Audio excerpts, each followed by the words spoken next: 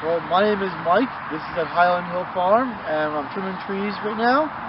Right beside me, this is a Norway spruce. I'm going to prune this guy. This is giving you an idea a little bit beforehand. Norway spruce is a lot more difficult to prune than arborvitae is. There is a prune period for it, and it's a little bit late, but I just didn't have time during the growing season to prune it at the right time, but I can still come back and do a corrective on it. But anyway, when you prune Norway spruce, it is a determinate tree. That means it has a determined amount of growth on it, but more importantly, it has a bud to it. So you need to prune it so it still has buds for it to grow for next year. So you take your pruners and you prune right here, it's going to be hurtful because there's no buds down here to grow up as a new trunk of the tree. So you always have to prune where there are buds on it to grow for next year. Very, very important. A lot of people make that as a mistake. But so when you prune it, this is a really cool one, but this is new one growth, two growth in 1 year. So I call this a second flush. I don't know exactly the right name for it, but that's what I call it. So there's a first flush, second flush onto the year. So flush twice in 1 year. But as you notice, this doesn't look really sightly. This looks unsightly. Too much growth.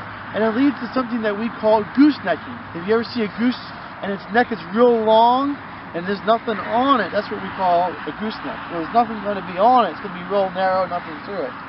So in order to avoid that, we trim it. So the first thing we're going to do is we're probably going to trim it right about there.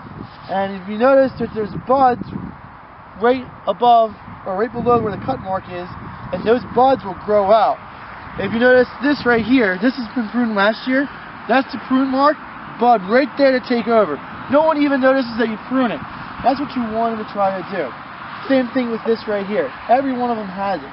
And that's how you prune it. You prune it. You don't prune right above the bud, leaving that spot right there to die. And that leads dead tissue is on the plant that funguses and bacteria can use as a point of entry to get into the tree.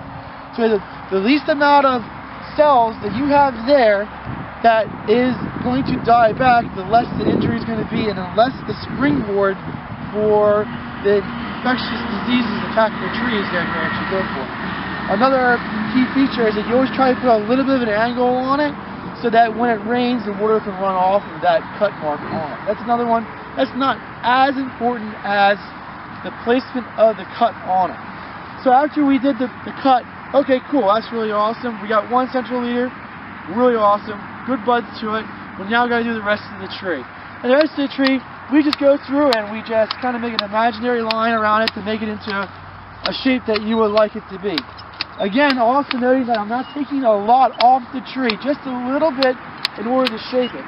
If you go really hard into a spruce tree, like a real hard prune, like you prune it into there, what happens is that there's no buds on those branches down there to grow back out, and you create scarring on the tree.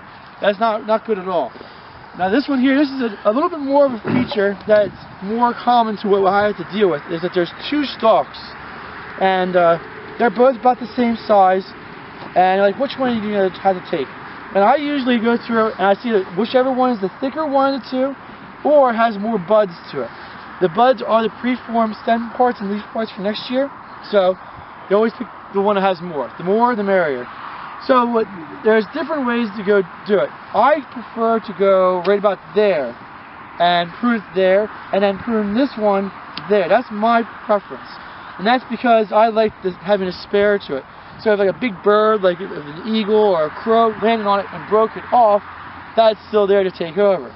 But a lot of places, many places, come down and they prune it right there. And that way there's no chance for a second leader at all ever to come into it, and that's most places that's how they do it. For us, we have a lot of birds, and the bird is an issue with us for growing trees and having damage on it. But it's still, that's more or less what you're going to get if you go to other nurseries. And after you've done that, that's the hard part. The easy part is just going through and shaping it into what you want it to eventually have the shape of. And that's basics for spruce pruning. That's all that we really need to do. And tell all the people how they can contact you if they have any questions. Okay, if I didn't say something right or you want more information on it.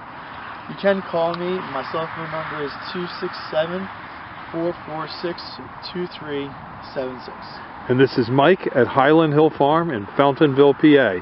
You can call us again at 267-446-2376.